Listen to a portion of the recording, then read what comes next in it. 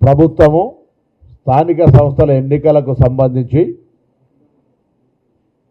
గతంలో ఇచ్చిన మాట ప్రకారంగా 42% రిజర్వేషన్లకు పోతామనే మాట ఇప్పటికీ కట్టుబడి ఉన్నామనేటువంటి మాటని ఈ సందర్భంగా మనవి చేస్తా ఉన్నాను.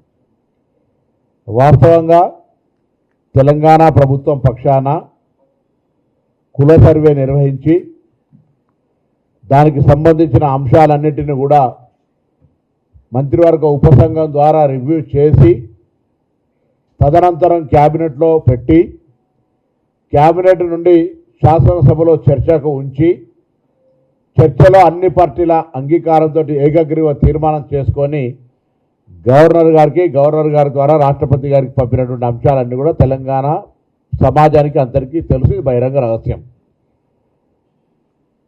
ఇక్కడ కొన్ని రాజకీయ పార్టీలు బలహీన వర్గాల మీద మొసలికా నీరు కారుస్తూ తమ ఉనికి కోల్పోతుందనేటువంటి ఆలోచనతోటి అవకాశం తీసుకొని ఈరోజు రాజకీయపరమైన విమర్శలు చేస్తూ ఉన్నారు.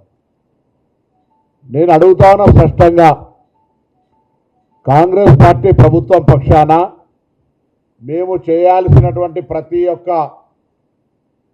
స్టెప్పు, ప్రతి ఒక్క కార్యక్రమాన్ని న్యాయబద్ధంగా, చట్టబద్ధంగా, శాసనబద్ధంగా అన్ని రకాల కార్యక్రమాలు నిర్వహించినాము.